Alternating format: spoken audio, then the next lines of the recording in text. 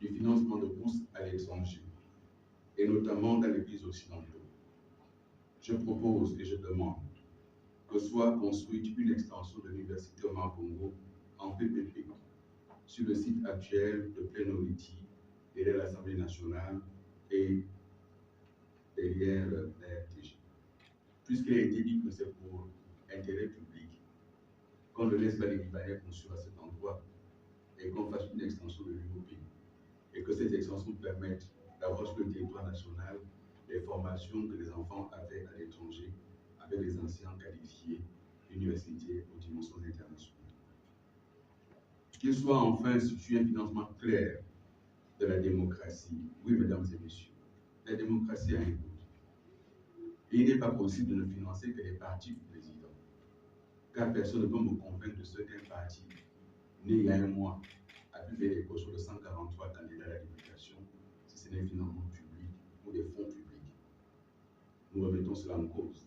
Et nous demandons que tous les partis politiques et que tous les candidats soient financés par l'État. C'est la seule condition pour qu'on vienne demander aux candidats de déposer leur compte de campagne. Ensemble pour le Gabon, parti politique d'opposition entend se tenir aux côtés des populations gabonaises face aux dérives du pouvoir. Notre vigilance sera de tous les instants et sur tous les sujets. Il faut être âgé de 18 ans et plus. Et que pour être candidat, il faut être électeur. Et que de nombreuses personnes vont cette année voter pour la première fois et peuvent porter des ambitions de candidature. Or, si ces personnes ne figurent pas encore de manière définitive sur la liste électorale, elles ne peuvent pas se porter candidat. Dans le même temps, de nombreux compatriotes ont changé de lieu de vote. À la présidentielle, ils ont peut-être voté à Bamako. Et aux législatives, aux locales, ils ont intérêt à voter à Libreville ou peut-être un parent candidat ou même son candidat. Et que tant que cette liste de candidature, plutôt la liste électorale n'est pas définitive, ces personnes ne sont pas certaines de pouvoir être prises en compte dans les circonscriptions. C'est ce qui a motivé ce recours fondé sur la Constitution, sur la loi électorale et mettant en cause le décret du ministre. Comment il penchait et s'exprimait et disait des choses. La cour actuelle, c'est le sarcophage, c'est la momie, c'est le cimetière. Il n'y a pas de réponse, il n'y a pas de réaction. Vous écrivez zéro réaction. Ils enterrent tout. Et puis le temps passe. Et les candidatures ont été déposées. Et le gouvernement poursuit tranquillement sa mise en œuvre sans tenir compte des récriminations, des saisines, aussi bien par les citoyens que par les partis politiques. Et donc, oui, nous sommes passés de la tour de Pise au sarcophage, à la minuit, au cimetière. Ils n'ont pas répondu. Bon, ainsi c'est le particulier qu'il a déposé le 30 mai 2025 16 instruments de déclaration. Ensemble pour le Gabon est né conformément à la loi gabonaise de la fusion entre deux partis politiques légalement reconnus, et donc ça ne devait faire l'objet d'aucune contestation. Dans ce cas-là, c'est dans 15 jours, dans les 15 jours que le ministère vous délivre le récépissé. Nous avons reçu le récépissé de déclaration de reconnaissance d'ensemble pour le Gabon à 2 jours de la fin du dépôt des candidatures, ça veut dire le 5 août 2025, 2 jours avant. Mais malgré cela, nous avons procédé à l'investiture de nos candidats. Leur présentation se fera une fois que le ministère aura officiellement validé les candidatures, parce qu'on attend encore leur validation et nous ferons une présentation officielle des candidats. Pour le moment, nous avons investi une vingtaine de candidatures législatives et à peu près une quinzaine de listes locales, à peu près sur l'ensemble du territoire, et une province où on n'a pas pu investir le candidat pour des questions administratives. Je ne me suis pas engagé en politique et dans ma position actuelle pour chercher un poste. Ça fait déjà plusieurs fois que je le dis et que je l'explique. Je trouve que ce n'est pas cohérent d'avoir été, il y a 4 mois, en position de chercher à diriger ce pays, à être président, et se retrouver 4 mois après à chercher un poste à l'Assemblée. Ce n'est pas cohérent, d'une part. D'autre part, je m'étais engagé en 2023 à Magougou, auprès des miens, que cela serait ma dernière candidature à une élection au plan local, parce que j'estime qu'il faut pouvoir passer la main. J'ai été plusieurs fois député à Magougou, j'ai été conseiller municipal plusieurs fois. Je pense qu'il faut que d'autres énergies arrivent et ne faisons pas en sorte d'éteindre les énergies. Plus longtemps vous restez en fonction et plus longtemps vous empêchez que de jeunes énergies prennent le relais. Et donc j'ai choisi de ne pas être candidat. On ne me fera pas le reproche du silence sur ces sujets-là.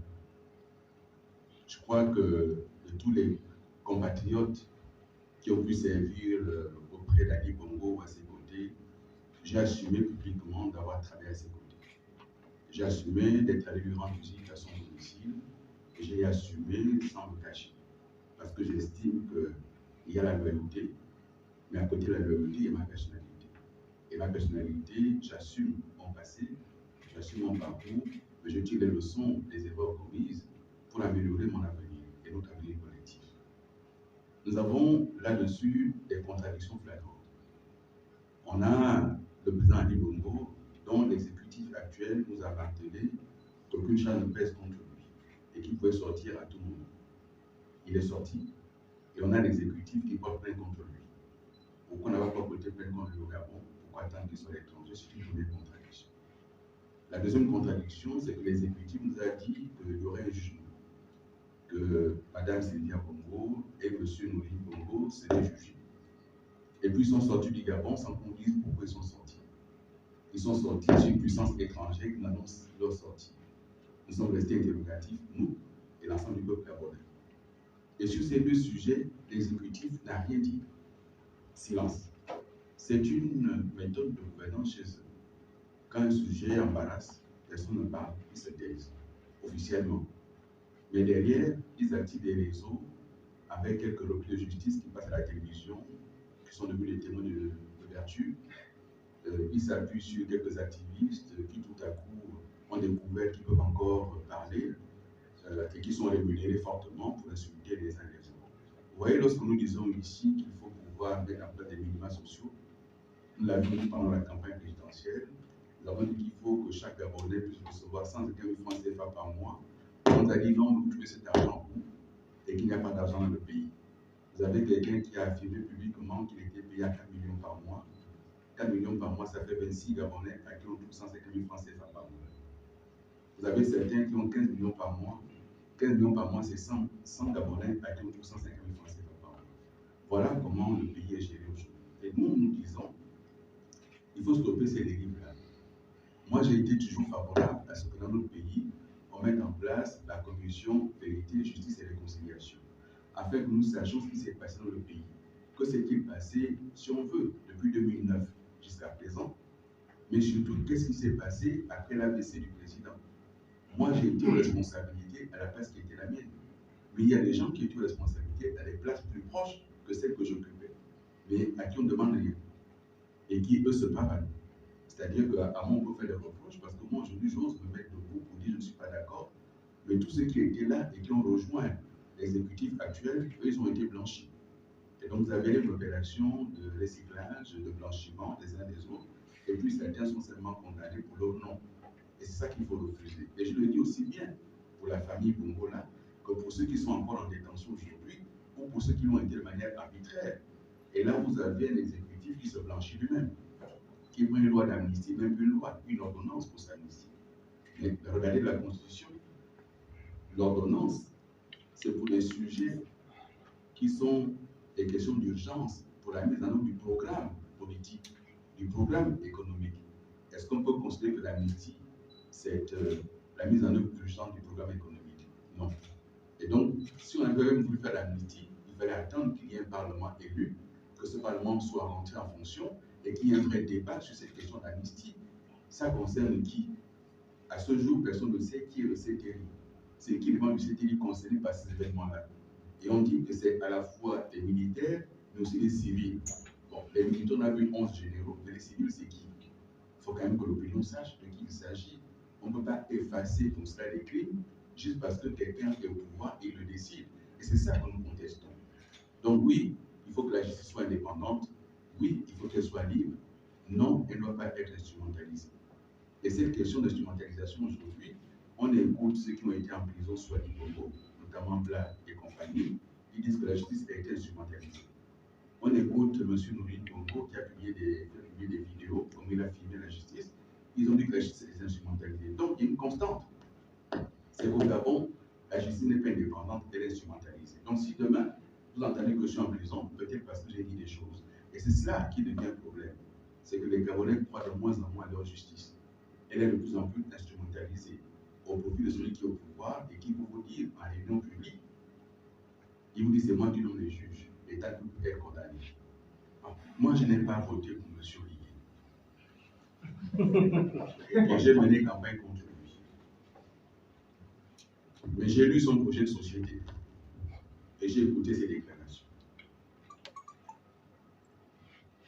Et dans ses déclarations, dans son projet de société, rien n'était prévu sur ce site-là. Il est parti en campagne et la première action d'envergure qu'il a posée, c'est de détruire les maisons de Gabon.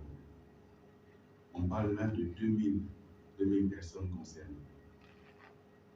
Et puis, on nous dit qu'ils ont relogé. La première chose, c'est que le ministre est passé à la télévision. Et il a dit qu'il y avait la liste des personnes qui avaient été indemnisées 2-3 fois. Et les Gabonais ont demandé à voir la liste. Je ne sais pas si vous qui êtes journaliste, vous avez eu accès à cette liste. Il n'y a pas de liste. Et donc, le gouvernement a menti. L'État a menti. Et un État qui ment, ça pose problème. Ce site sur lequel on a relogé, on fait croire aux Gabonais qu'ils ont construit des maisons pour ceux de pleine nourriture. Non. Il s'agit d'un site destiné à un autre projet. C'est un site de relogement pour les populations impactées par les projets de bassin versant, Terre Nouvelle, Dédé et autres. Dans les 1070 logements qui ont été construits là-bas avec le soutien de la DESC, c'est pour loger les populations impactées. Là, on vient déjà d'amputer presque 300 maisons de ce projet. Et donc, lorsque on va construire les bassins versants, que deviendront donc les populations impactées? C'est la deuxième chose. La troisième chose, c'est que, oui, j'ai été sur le terrain, j'ai maintenu des relations avec certaines populations. Comment un État peut appeler les gens à 3 h du matin, à 2 h du matin, à 3 h du matin, individuellement? On dit, bon, vous, il ne faut pas dire aux autres, retrouvez-vous sur le site de Gabon Premier, il y aura un bus qui va vous prendre. Les gens sont levés à 4 h du matin pour aller attendre des bus. Ils sont partis à 6 h du matin. Et le président était arrivé sur le site à 16 h. Donc il y en a qui ont passé là 10 h de temps, sans un verre d'eau, sans un morceau de sucre. Il y en a qui ont eu des malaises. Pour qu'on leur brandisse des clés, mais demandez si quelqu'un a passé la nuit après ces clés. Est-ce que quelqu'un est rentré là-bas? Non. On leur a montré les clés, on a dit bon, les clés sont là. Mais venez à partir de mardi, on va vous montrer les contrats. Donc, alors nous parlons, nous ne savons pas quelles sont les conditions d'accès à ces sites. Et vous avez vu, comme tout le monde, entendu comme tout le monde, il y a des gens qui ne sont pas de pleine nourriture, qui ont fait impactés, qui ont des maisons. Il y a certaines familles impactées qui ont eu 5 maisons. Chaque membre de la famille a eu une maison. Il y en a d'autres qui ont été impactés, qui n'ont rien eu. Et donc, tout ça reste encore très fou. Il faut se féliciter, non pas se féliciter, il faut être soulagé que quand même certaines familles vont pouvoir trouver un toit. Il faut être soulagé de ça. Mais il faut regretter qu'encore une fois, cette opération ait été menée sans étude, sans réflexion, sans humanité, de manière brutale et irréfléchie. Et ce gouvernement, c'est l'action avant la réflexion. Il faut inverser. Réfléchissons avant et agissons ensuite. Devant les agents des services de renseignement, les populations viennent face caméra pour dire, monsieur Bilibizé, vous n'êtes pas d'ici, vous n'êtes pas de Minzi. Le pouvoir s'est tué sur ça. Il n'a rien dit. Il a même encouragé ça. Bien. J'ai porté plainte. Ça fait plus de 6 mois. À ce jour, il n'y a aucune suite à cette plainte. Pour les gens qui sont visibles, que chacun connaît, on sait où ils habitent, il n'y a aucune suite. Parce que le pouvoir a protégé cela, ils ont couvert. Lorsque nous nous déplaçons dans le pays, si vous êtes de Tchibanga, que vous êtes ressortissant du département, si vous voulez être candidat à la mairie dans la ville de Tchibanga, on vous dit vous n'êtes pas d'ici, allez là-bas, département. Vous l'avez déjà vécu ou pas? On l'a vécu. Et récemment, il y a eu des problèmes à Port-Gentil, parce que le nom du gouvernement a parlé de l'autochtone. Et donc, oui, nous sommes en République. Oui, la sociologie de l'estuaire a changé avec l'arrivée récente des populations des autres provinces qui sont installées dans l'estuaire, qui participent à la vie économique, sociale, culturelle de Libreville notamment et de tout. Si on doit décider que pour être maire de Libreville, on n'a plus besoin d'être originaire de l'estuaire de Libreville, ce que moi je crois également. Mais dans ces conditions-là, interrogeons-nous sur le statut de Libreville. Parce qu'on ne peut pas appliquer à Libreville, qui aujourd'hui est une commune comme une autre, ce qu'on n'applique pas ailleurs. Donc si on veut demain que tout Gabonais soit candidat où il veut, faisons la réforme. Et là, vous voyez bien que le dialogue politique dit inclusif est passé à côté des vrais sujets. Parce que son but était en réalité de blanchir le coup d'État.